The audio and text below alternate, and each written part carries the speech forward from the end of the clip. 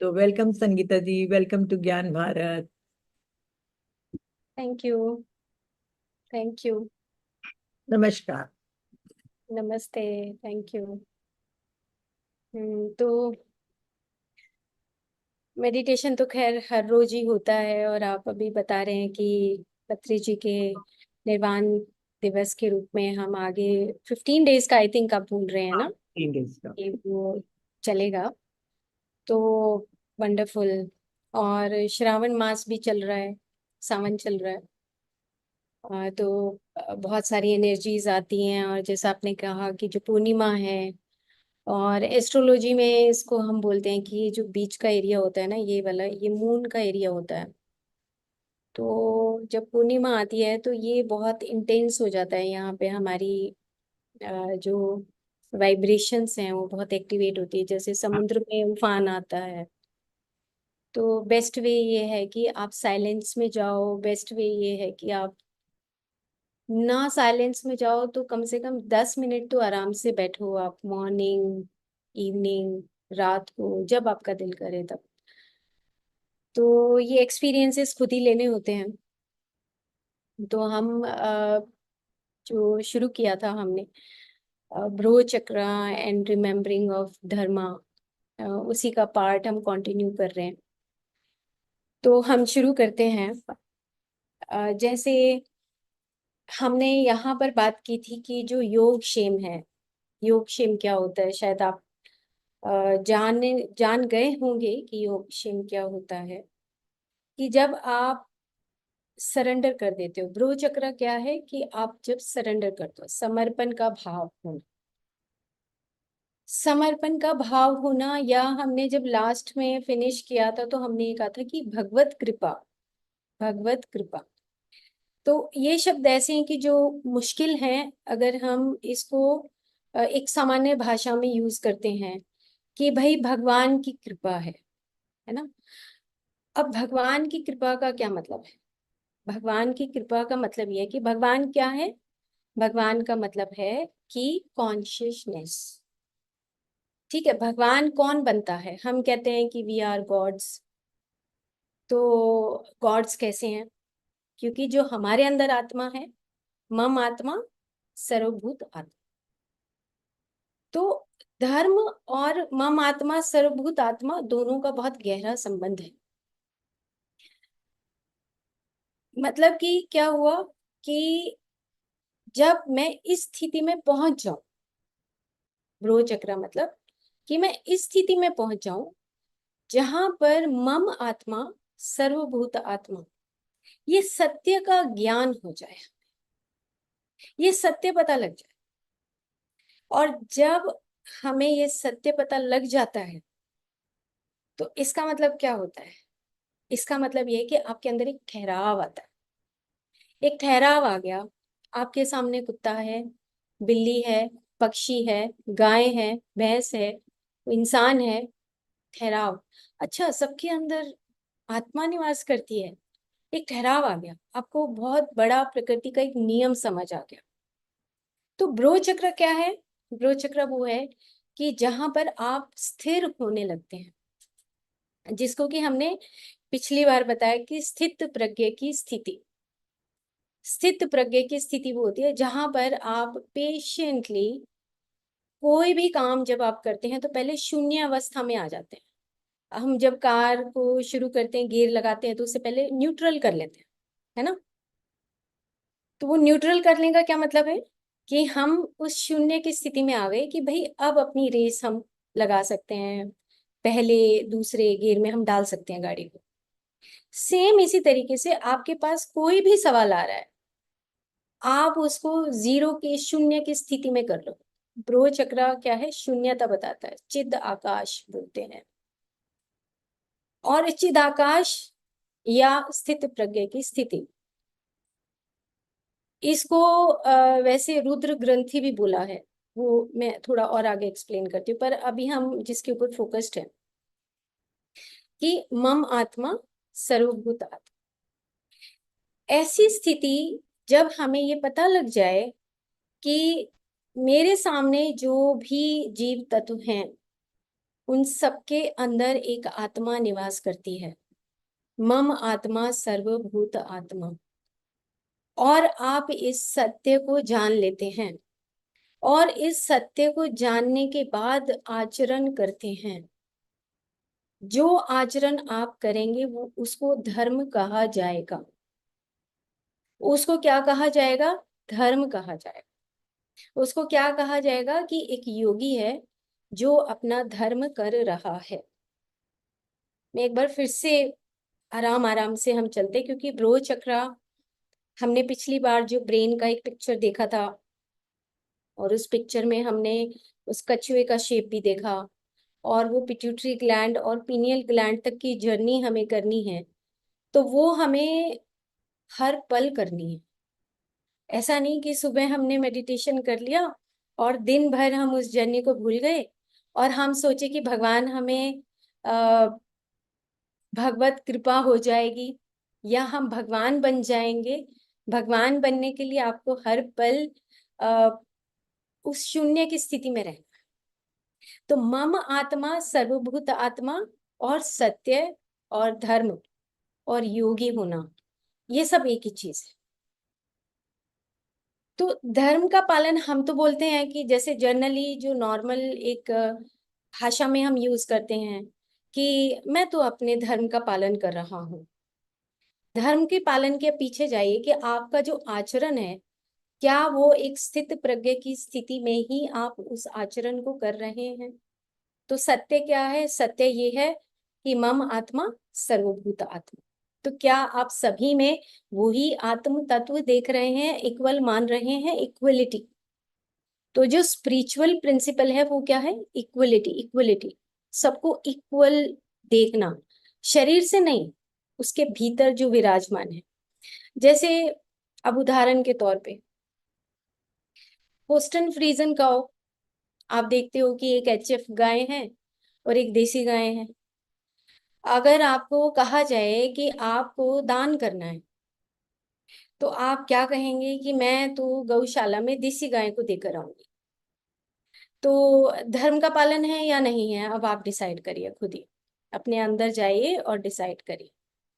अब आप गेट से निकले, आपके गेट से निकलते ही एक भैंस भी सड़क पे जा रही है और एक गाय भी सड़क पे जा रही है। आप कोशिश करेंगे कि पुण्य मिलेगा मुझे गाय को रोटी खिलाने से, लेकिन आत्मा तो भैंस में भी है। तो अब आपको डिसाइड करना है कि मम आत्मा सर्वभूत आत्मा सत्य क्या है। अगर आप ब्रो चक्र में हैं, आप स्थित प्रज्ञ हैं, तो आप गेट से निकलते ही जो पहला जानवर आएगा, कोई भी हो, चाहे वो भैंस हो, गाय हो, कोई हो, एचएफ गाय हो, कोई हो, आप भेद नहीं करेंगे। जैसे ही भेद करेंगे पुण्य पाप में उलझ जाएंगे। वो नीचे का स्थिति, नीचे की स्थिति। अब आपने देखा होगा कि जो ओम है, ओम के ऊपर एक बिंदी लगती है। बिंदी का मतलब होता है सेपरेशन, सेपरेशन।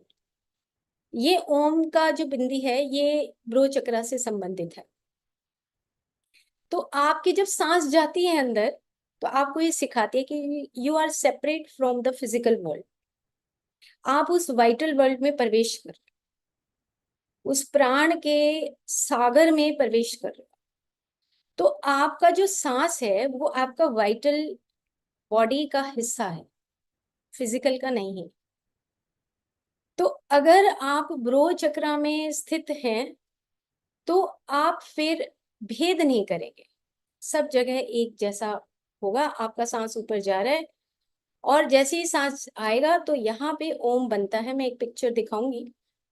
तो वो जो बिंदी है, वो बिंदी दिखाता है कि यू आर सेपरेटेड, आप अलग हो इस फिजिकल वर्ल्ड से, सेपरेशन है। और जैसे देखा आपने, हम बोलते हैं ओम स्वाहा, ऐसे बोलते हैं, तो दो बिंदियां आती हैं, दो बिंदियां आएंगी, स्वाहा, सेपरेशन, कि आप अब इस भौतिक जगत से सेपरेट हो और अब आप उस वाइटल वर्ल्ड में, उस सूक्ष्म जगत में एंटर कर चुके हो। आप एनर्जी के, ऊर्जा के माध्यम से ही कार्य कर रहे हैं। तो शब्दों का इतना महत्व है। तो कुछ पिक्चर्स हैं, उसके माध्यम से हम आगे बढ़ेंगे। तो हमारे अंदर ये क्लैरिटी हो जाए कि हमें ब्रो चक्र का अभ्यास अगर करना है तो पहला अभ्यास लिख लीजिए, आप अपने कमरे में लगा लीजिए कि मम आत्मा सर्वभूत आत्मा। और भगवत गीता, भगवत गीता, गीता मतलब क्या हुआ?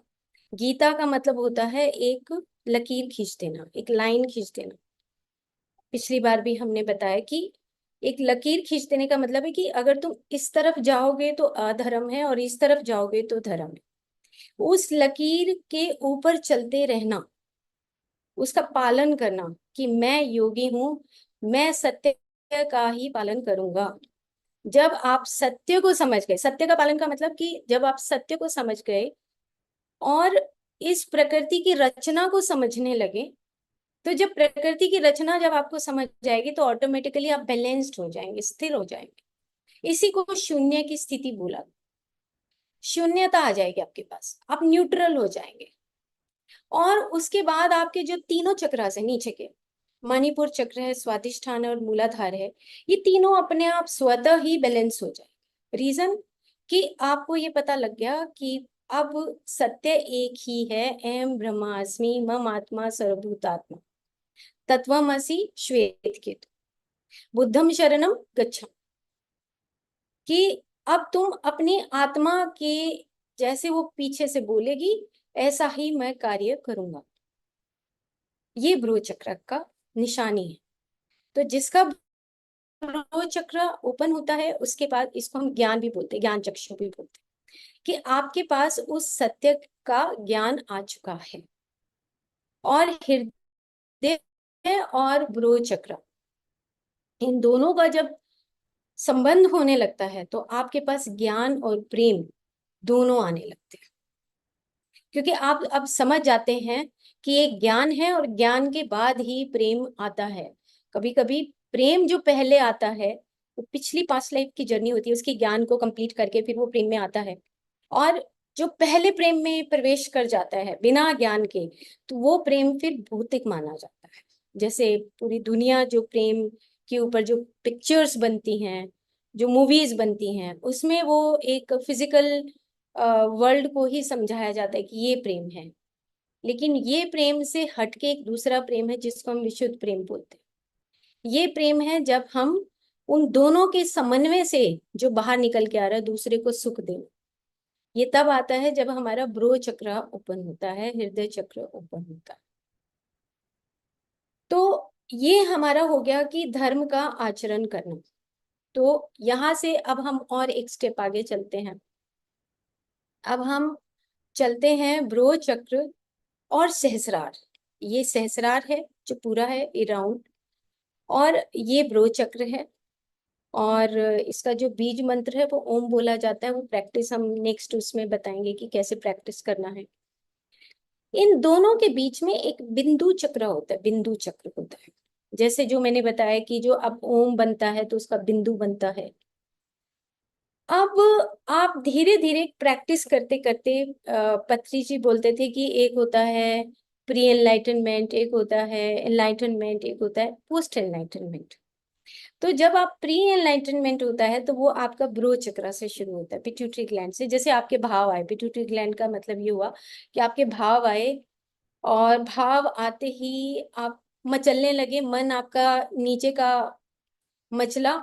लेकिन जैसे ही आपको पता लगा कि नहीं नहीं, मुझे एक योगी की भांति ही व्यवहार करना है, तो आप बिल्कुल बैलेंस हो जाएंगे। आप कमरे में आए और फिर से वही एग्जाम्पल लेते हैं, बिस्किट देना है, चाय देना है, किसी की ज्यादा दूध की चाय बनानी है, किसी की पतली बनानी है। वो आपके मन में जो ऊपर नीचे जो चलता है ना, वो प्री एनलाइटनमेंट का पहले का स्टेज है, उससे पहले का स्टेज है। लेकिन जैसे ही आपको अब ये मम आत्मा सर्वभूत आत्मा समझ आ गया, आप बैलेंस हो जाएंगे, स्थिर हो जाएंगे, शून्यता पे आ जाए। नहीं, मेरे लिए सब बराबर है, मैं एक जैसी चाय बना। हाँ, जिसको पसंद है उसका आप डिफरेंट कर सकते हैं। जो सामने वाला ही बोल दे कि मेरे लिए आप पतली चाय बनाइए, वो अलग चीज है। बट आपका मन इतना स्थिर है कि आप सबके लिए एक जैसा कर। तो कई बार ऐसा मेरे साथ हुआ स्टेज के ऊपर कि जैसे जब मैं गायों के साथ काम करती थी, तो ऐसे ही होस्टन फ्रीजन को बड़ा क्रिटिसाइज कर रहे थे कि ये जो गायें हैं ये आवारा होती हैं, ये गंदी होती हैं, ये काली होती हैं, ये ऐसी होती हैं। तो स्टेज के ऊपर हम सब बैठे हैं, और भी बहुत सारे जो गायें को संभालने वाले जो ऑर्गेनाइजर थे। तो मैंने कहा ये आवारा कहाँ से हुई, आप इसका जवाब दीजिए। ये आवारा कहाँ से आई, किसने छोड़ा इनको? हम लोगों ने इनका घर छीन लिया, गांव की जमीन छीन ली, जो गोचर भूमि होती है, हमने वहां पे अपने फार्म हाउसेस बना दिए, बड़े बड़े घर बना दिए, और हम ही इनको चिल्ला रहे हैं कि आवारा है। तो काइंडली आप ये वर्ड यूज मत करिए। और होस्टन फ्रीजन जो काउ है, ये भी हम जो लोग हैं, नई नई जो इन्वेंशंस करते हैं, ट्रायल करते हैं, उसके बेसिस पे ये पैदा हुई। और पैदा होने के बाद ये सड़कों पर आ गई, चाहे काले बुल हो, चाहे वो काली गाय हो, या चितकबरी गाय हो। हम इनको कितना क्रिटिसाइज करते हैं, लेकिन एक योगी कभी भी क्रिटिसाइज नहीं करेगा। एक योगी कभी क्रिटिसाइज कर ही नहीं सकता, क्योंकि उसको पता है कि मम आत्मा सर्वभूत आत्मा, उसको कोई जात पात में किसी भी तरह के भेद होता ही नहीं। और जिसको भेद नहीं होता वो ही धर्म का पालन करता है। ये एक जर्नी है, ब्रो चक्र से बिंदु चक्र तक, और बिंदु चक्र से सहस्रार तक। तो ये दरवाजा खुलता है, ब्रो चक्र का एक दरवाजा ऐसे खुलेगा, और आप सीधा बिंदु चक्र के माध्यम से सहस्रार में प्रवेश कर जाएंगे। But it's a practice, it's a practice, आपको दिन भर इसका प्रैक्टिस करना पड़ता है। और जब ये बात समझ आ जाती है ना, तो मैं मतलब इतना आनंद आता है ना, मतलब इतनी खुशी आती है, वो नेचुरली आती है, सहज आती है, सहज कृपा आती है। वो ऑटोमेटिकली जब आपको ना ये पूरे प्रकृति के सिद्धांत समझ आते हैं, तो तब आपको ऑटोमेटिकली खुशी आती है कि यस, मैं अपने धर्म का पालन कर, ये धर्म है। क्योंकि जब तक हम उस सत्य को नहीं जान लेते, जैसे लॉ ऑफ कर्मा एक सत्य है ना, जैसे मम आत्मा सर्वभूतात्मा एक सत्य है, योग क्षेम एक सत्य है ना, एक पर धर्म और स्वधर्म एक सत्य है। जैसे स्वधर्म और पर धर्म, ये भी यहाँ पर आके स्थित हो जाता है। स्थिर स्थित प्रज्ञ कभी भी किसी भी चीज में इंटरफेयर नहीं करता। वो उसको पर धर्म और स्वधर्म में बिल्कुल क्लैरिटी हो जाती है कि ये पर धर्म है, ये स्वधर्म। अब जो पत्री जी की भगवत गीता है, उसमें एक एग्जाम्पल दिया है कि एक सेठ के घर दो जानवर थे। और शायद आप लोगों ने पढ़ी होगी तो याद होगा कि एक गधा था और एक कुत्ता था। तो रात को जो है चोर घुसने लगा। जैसे ही चोर घुसा, तो अब कुत्ता तो बहुत गहरी नींद में सो रहा था, और गधे ने देखा कि मैं ही अच्छा बन जाता हूँ सेठ के आगे। तो गधा जो है करने लगा ढेचू ढेचू। तो सेठ उठा और उसने डंडा उठाया, उसने सोचा ऐसे ही तंग कर रहा है बेकार में, और उसको दो डंडे मारे, उसको पीटना शुरू कर दिया सेठ ने। तो वो बेचारा भाग के अपना जहाँ सोता था वहां चला गया, और चोर चोरी करके ले गया। तो एंड रिजल्ट क्या हुआ कि जो जिसका स्वधर्म था, ये तो किसने किया परधर्म? गधे ने परधर्म किया। स्वधर्म किसका था? कुत्ते का स्वधर्म। तो कहने का मतलब ये है कि जब आप कोई भी काम कर रहे हैं, तो उसमें कोई भी कोई दूसरा अगर काम कर रहा है और आप काम कर रहे हैं, तो इंटरफेरेंस नहीं होना चाहिए। आपको स्वधर्म समझ आना चाहिए। जैसे अब इसको मैं और एक प्रैक्टिकल एग्जांपल से समझाती हूँ। जैसे मेरे पास एक पेशेंट आई, और अच्छे तरीके से समझ आएगा स्वधर्म और परधर्म। तो मेरे पास एक पेशेंट आके कहती है कि मेरा भाई का घर भी पास में ही है, और मेरे भाई के बच्चे आ जाते हैं, मैं उसका भाभी मेरी उसमें काम करती है, तो वो लेट आती है, तो मैं सारा भार उसका उठा लेती हूँ। और मेरे को ना यहाँ पे भी शोल्डर फ्रोजन हो गया है, मेरे को सर्वाइकल हो गया है, और मेरे को आप ऐसी कोई दवाई दे दो कि जिससे ये फ्रोजन शोल्डर और ये सर्वाइकल दूर हो जाए। तो मैंने उससे पूछा कि क्या क्या काम करती हो तुम? तो उसने कहा कि मैं अपना तो करती हूँ, मैं अपने भाई के घर का भी, बहुत सारा जब बच्चे आते हैं तो उनका काम भी करती हूँ, और भाभी फ्री है। अब परधर्म और स्वधर्म में आप खुद डिफ्रेंशिएट करिए कि वो ठेका उठा रही है दूसरे का, जबकि काम उसका है, उसकी रिस्पॉन्सिबिलिटी है, और उसके घर में इंटरफियर कर रही है। वो इंटरफियर करके वो अपना ठेकेदारी खुद की कर रही है कि देखो मैं तो संभालती हूँ, फिर दूसरों को अपनी ईगो में आके बताती घूमती है कि देखो मैं तो इनके बच्चों को भी संभालती हूँ। तो परधर्म और स्वधर्म, जिसके पास एक स्थित प्रज्ञ की स्थिति है, वो उस दायरे में जिसमें रहता है, वो स्थित प्रज्ञ की स्थिति में वो कभी बाहर नहीं जाता। ये ब्रो चक्र है, ये एक ज्ञान का प्रकाश है। तो ये कहते हैं कि जो ब्रो चक्र है ये प्राण है, और जो बिंदु है वो प्रकाश। तो जब हम मेडिटेशन में आंख बंद करके अपनी सांसों के साथ उस प्रकाश को देखते हैं, तो बिंदु का हिस्सा होता है, बिंदु चक्र का हिस्सा होता है। क्योंकि ये जो हठ योग प्रदीपिका है, मैं ये शब्द वहां से ले रही हूँ कि, और ये मैंने जब आयुर्वेद में पढ़ रही थी और तराटक सीख रही थी तब मैंने ये पढ़ा था कि एक प्राण जब ऐसा सद जाए कि प्रकाश उत्पन्न हो जाए स्वतः ही, तो वो बिंदु चक्र उत्पन्न हो जाता है, और बिंदु चक्र से उसकी जर्नी सहस्रार की शुरू हो जाती है। तो ये ब्रो चक्रा क्या है कि आपको क्या करना है कि ठीक है, आपको एंजाइटी आती है, आपको नेगेटिव इमोशंस आते हैं, आपको भेदभाव आता है, बट आप पहले उस अपने मीटर को शून्य पे कर लीजिए। ये प्रैक्टिस करिए डेली कि मुझे अब शून्य के बाद मुझे कोई एक्शन करना है, मुझे कोई एक्शन लेना है। तो जब हम उस शून्य की स्थिति से आगे बढ़ते हैं तो हम बैलेंस्ड वे में बढ़ते हैं। वो बैलेंसिंग है, वो संयम है। ये 27 सोल लेसन्स में जो डॉक्टर रॉबर्ट सिचवर्थ हैं, वो बताते हैं कि आपका एक लेसन, एक लाइफ का संयम होता है, पेशेंस। तो वो आपको सीखना होता है, और ये कहीं दुकान पे नहीं मिलेगा। पेशेंस आपको डेली की एक्टिविटी में जब आप करेंगे तब आप उस पेशेंस को सीख पाएंगे। स्थिर होना और स्टेबल होना, ये आप तब सीख पाएंगे। ओके, तो जो ब्रो चक्रा है उसका जो एक्सरसाइज है, या ब्रो चक्रा को कैसे प्रैक्टिस करें, कि कुछ अपने भगवत गीता के श्लोक आप लिख लीजिए। जैसे धर्मम रक्षति रक्षितः, ध्यानम रक्षति रक्षितः, मम आत्मा सर्वभूतात्मा, योग क्षेमम, सत्वम योग उच्यते, है ना, योगः कर्म सुकौशलम। तो अब ये जैसे है, तो ये हमारी जो जर्नी है, जब आप लिख के लगा लीजिए और उसको फिर अपने दिनचर्या में प्रैक्टिकली इम्प्लीमेंटेशन करिए कि क्या मैं, जो मेरे को ब्रो चक्र से जो ज्ञान मिला है, जो मैं समझ पाया हूं उस सत्य को, क्या मैं उसके अनुसार धर्म का पालन कर रहा हूं?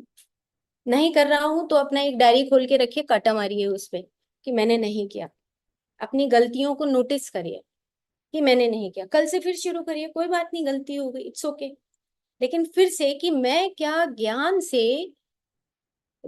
से कर्म की तरफ चल रहा हूँ? क्या मेरे को ज्ञान तो आ गया कि मम आत्मा सर्वभूत आत्मा, मुझे पता तो लग गया कि सब में आत्मा होती है, लेकिन जैसे ही मेरे घर में कोई आता है, मम आत्मा सर्वभूत आत्मा भी खत्म हो गया, और मैं फिर से भेदभाव करने लगा। तो कर्म योग और ज्ञान योग का जो संबंध है वो सहस्रार तक जाता है। यहां से आया ब्रो चक्र, उसके बाद बिंदु चक्र और सहस्रार। सहस्रार का मतलब है कि आप अब फ्री हो, आप आजाद हो गए हो सब चीजों से, आप सब कुछ कर सकते हो। आज मेड नहीं आई तो झाड़ू भी दे सकते हो, आज मेड नहीं आई तो बर्तन भी धो सकते हो, सहस्रार। और आपको जरूरत पड़े तो आप सेवा भी कर सकते हो, आपको जरूरत पड़े तो ज्ञान भी दे सकते हो, सब कुछ बांट सकते हो, एवरीथिंग। फिर आप खुद नहीं रहते, फिर आपकी इंडिविजुअल जो कॉन्शियसनेस है, ब्रो चक्रा से पहुंचते पहुंचते बिंदु चक्रा तक आपकी इंडिविजुअल कॉन्शियसनेस खत्म हो जाती है, जो हम सिल्वर कोड बोलते हैं। सिल्वर कोड एस्ट्रल बॉडी है, ये मेंटल बॉडी है, ये सुप्रा मेंटल बॉडी, सब फिनिश। क्योंकि आपके सब कर्म बंधन धीरे धीरे उस ज्ञान के प्रकाश से खत्म हो रहे हैं। ये जर्नी है ब्रो चक्र की। और ये जैसे हम ध्यान के माध्यम से, चैंट के माध्यम से, स्वाध्याय के माध्यम से और कर्म योग के माध्यम से खूब कर्म करो। बैठो मत एक सेकंड भी। आपको जब लगे कि मैं खाली बैठा हूँ, खड़े होकर और अपनी कुछ नए नए एक्सपीरियंसेस लो। अपने घर में, अपने गार्डन में काम करो, बाहर निकल जाओ, कहीं आसपास कोई ऐसा गौशाला है वहां चले जाओ, कोई अनाथ आश्रम है वहां चले जाइए। हफ्ते में एक नियम जरूर बनाइए, अदरवाइज ब्रो चक्र ओपन नहीं हो सकता। क्योंकि ज्ञान जब आता है, जब आप अपनी भौतिक आंखों से, अपनी मन की आंखों से, अपनी ज्ञान की आंखों से सब पूरी दुनिया को देखते हो और समझ आता है कि ये तो सब कॉमन चीजें हैं, माया है ये तो। माया मतलब, माया का मतलब ये है कि जो चीज रिपीटिशन में है, जैसे रोज खाना खाना, रोज खाना खाने की इच्छा ज्यादा, और ज्यादा बढ़िया होना चाहिए, और ज्यादा बढ़िया होना चाहिए, और ठीक है मन को खुश रखो, बट रिपीटिशन माया में आपको खींच लेगी वापस। रोज नई क्रिएटिविटी आपको ब्रो चक्रा तक ले जाएगी। जब तक आप जाएंगे नहीं, कहीं बाहर नहीं निकलेंगे, आपको दुनिया का पता ही नहीं लगेगा। और दुनिया का नहीं पता लगेगा तो भगवान बनने का रास्ता, भगवान बनने की जर्नी बहुत धीरे हो जाएगी।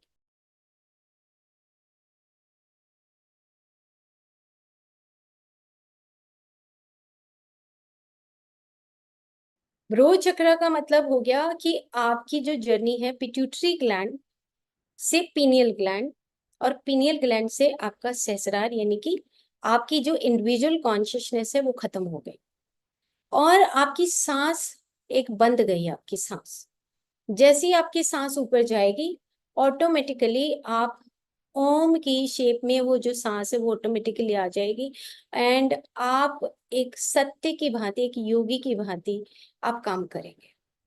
और ये आपका हर पल चलता रहेगा।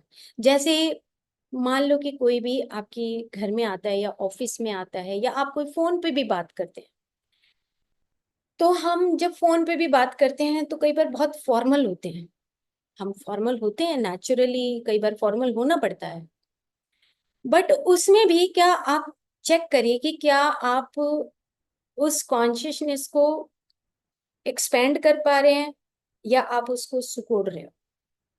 बेस्ट एग्जाम्पल है, आप ये एग्जाम्पल ये भी आप लिख लीजिए कि आपकी बातों से क्या वो चेतनता की वृद्धि हो रही है, एक्सपैंड हो रहा है, खुशी हो रही है। जैसे कि एक मुझे बात याद आ गई। आज मॉर्निंग में मैं किसी से यूएस में बात कर रही थी, न्यूयॉर्क में।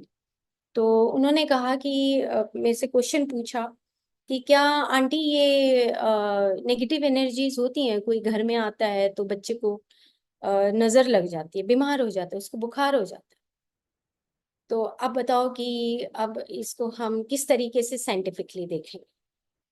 तो मैंने उसको 1 घंटा लगाया समझाने में कि जो बच्चा होता है उसका मनस बहुत कमजोर होता है, और जब मनस कमजोर होता है तो उसके जो चारों तरफ का एस्ट्रल बॉडी है, वो एस्ट्रल बॉडी भी उसकी वीक होती है। और मान लो एक ऐसा बंदा आ रहा है, बंदे में कमी नहीं है, बंदे का थिंकिंग प्रोसेस है वो जैसा भी है, तो उसके बंदे के जो चारों तरफ का एस्ट्रल बॉडी है उसमें उसका थॉट प्रोसेस चल रहा है। अरे उनका इतना बड़ा घर है, थॉट प्रोसेस चल रहा है, अच्छा हमारा भी होता, या इतना बड़ा घर है, कैसे एकदम से उन्होंने 5 साल में ऐसे कैसे ले लिया, कैसे उनके बच्चा हो गया। ये उन उस पड़ोस वाले का थॉट प्रोसेस चल रहा है।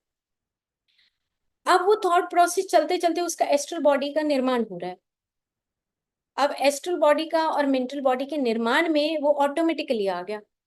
अब जैसे ही वो उनके घर में आएगा, तो जैसे ही आएगा तो कहेगा अरे इतना सुंदर बच्चा, इतना अच्छे तरीके से, आप तो बड़े अच्छे तरीके से बच्चे को रखते हैं। बात तो उसने वो अंदर से उसका क्या भाव था, उस भाव से उस बच्चे को इफेक्ट होता है। तो भाव उसका अंदर से ये था कि अरे बहुत सुंदर बच्चा है, बहुत अच्छे तरीके से आप रखते हैं, तो वो जो भाव है उस भाव से बच्चे को इफेक्ट आता है।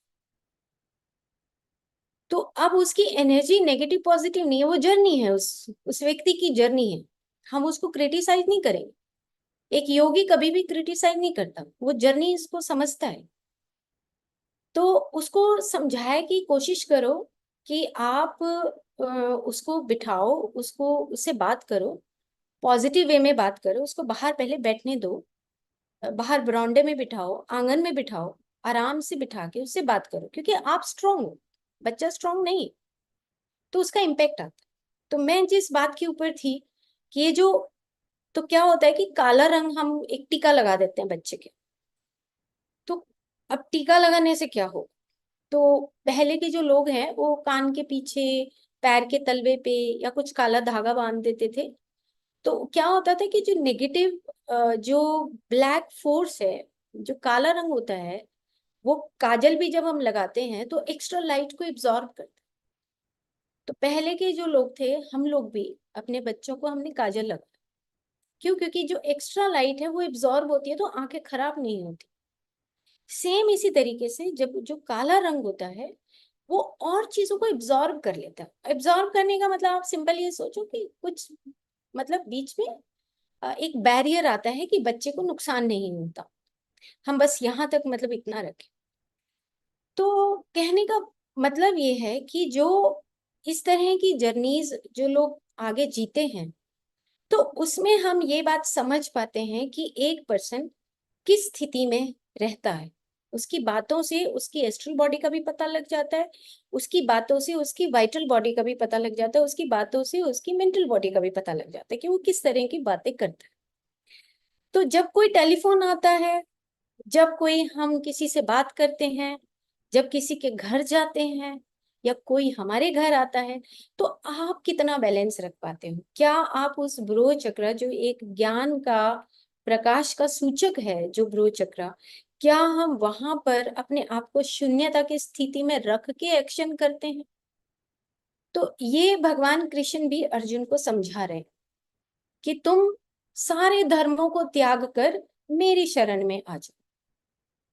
तो सारे धर्मों को त्याग दो और कालातीत बन जाओ, इन तीनों कालों को भी छोड़ दो और तुम मेरी शरण में आ जाओ। मेरी शरण का मतलब कि तुम समर्पण कर दो कि जो भी तुम्हारे पास, जो भी तुम्हारे पास है, जो तुम्हारे अपने मन से, जो उस मन से बुद्धि की तरफ जो चला हुआ तुम्हारा वो एक सांसारिक बुद्धि का ज्ञान है, उसको छोड़ दो, समर्पण कर दो, छोड़ दो, और तुम उस फ्लो को आने दो ऊपर से। तब तुम ज्ञान के स्वरूप में अपने ब्रो चक्र को एक्टिवेट कर सकते हो। तो अब हमें दिन भर का प्रैक्टिस करना है। अब दिन भर के प्रैक्टिस में आपको अपनी एक डायरी जरूर बनाइए। मतलब मेरी तो बहुत सारी डायरियां भर जाती है, मैं तो सही बताऊं, मेरी तो एक डायरी इस कमरे में, एक डायरी उस कमरे में, कोई भी गलती होती है मैं फटाक से लिखती हूँ, क्योंकि मुझे पता है कि गलतियां जब तक मैं नहीं लिखूंगी, और ऊपर जो एक जैसे होता है ना, कठपुतली होती है, ऊपर एक तार बंधी हुई है मेरे, और वो जो हायर कॉन्शियसनेस है वो मेरे को खींचता है कि फिर से ओके गलती करी तूने, अब करो ठीक, अभी इसी लाइफ में ठीक करना है, नो नेक्स्ट लाइफ। तो क्या होता है कि कनेक्शन है, मतलब आपका कनेक्शन, जैसे स्टोरी बोलते हैं कि इनलाइटनमेंट, आपका स्टोरी है, मतलब आप इनलाइटन हो, क्योंकि आपकी जो पीछे का जो कॉस्मिक इंटेलिजेंस है वो आपकी गलतियों को पकड़ रहा है। सहस्रार और बिंदु जो चक्र होता है वो आपकी गलतियों को पकड़ता है, कॉस्मिक इंटेलिजेंस आपकी गलतियों को पकड़ता है। ये प्लेस है जहाँ पे हम आकाश बोलते हैं, ये आपका कॉस्मिक इंटेलिजेंस का प्रवेश द्वार है।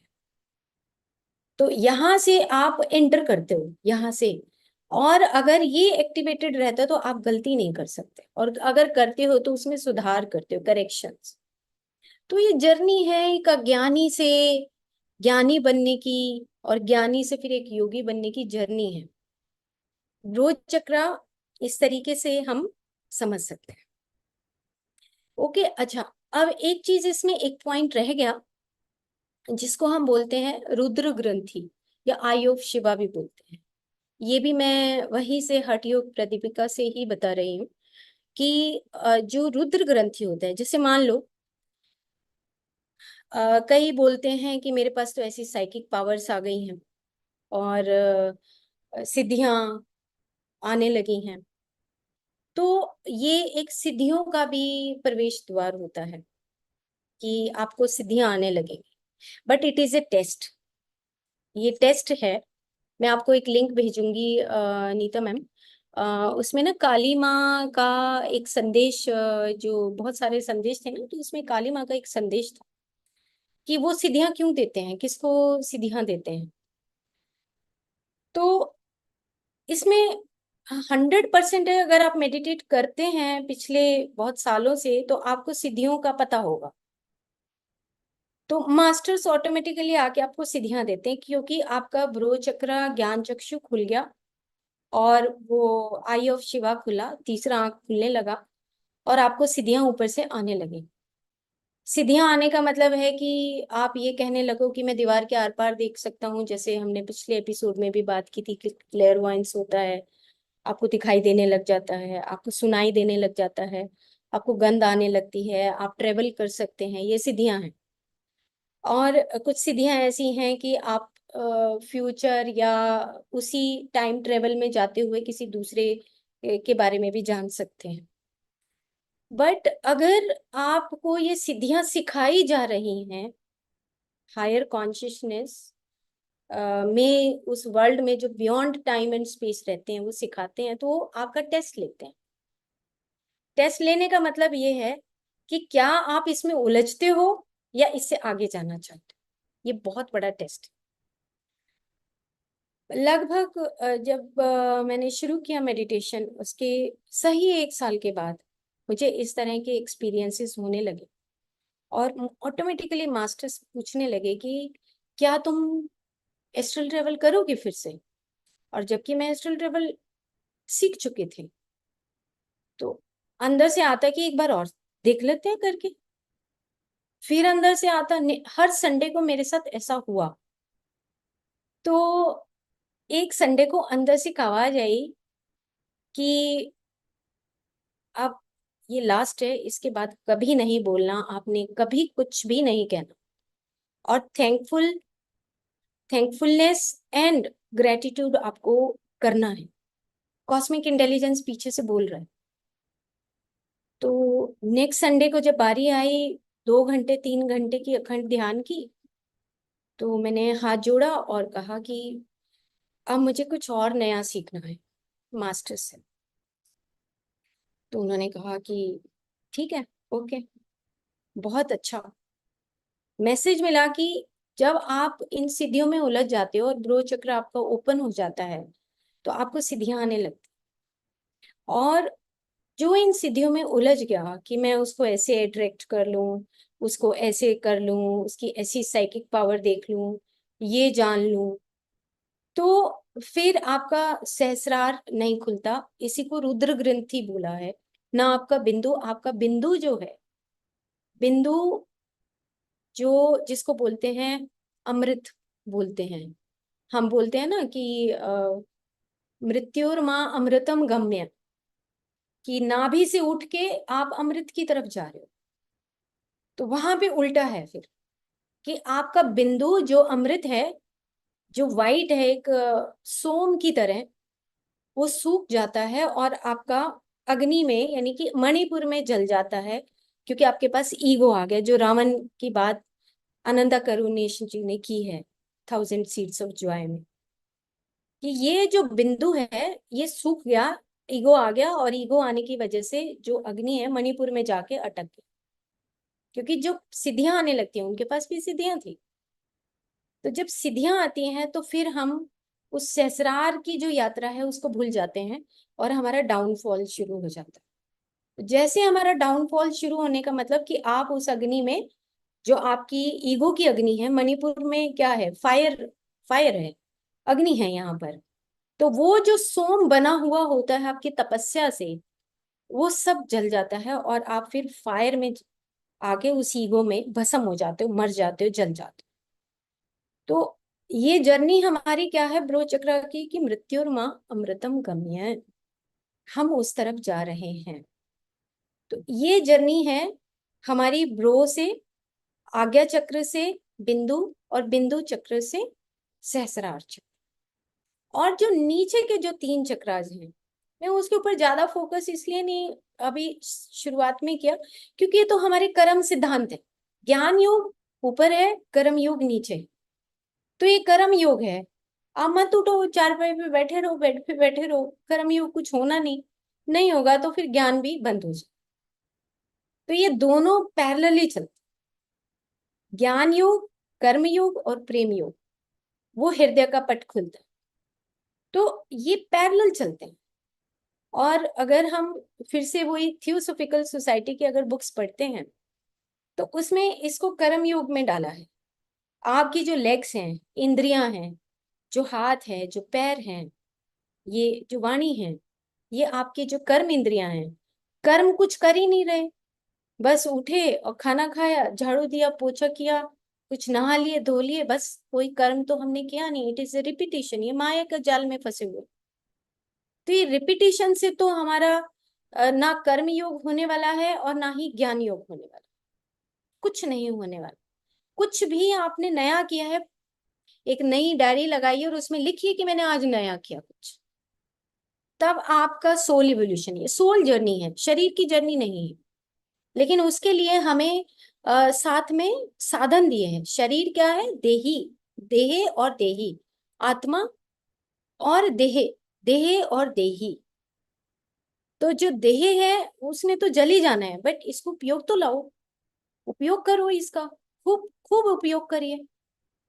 और देही क्या है? वो अमर है। इधर देह मृत्यु है और इधर देही क्या है? अमर है।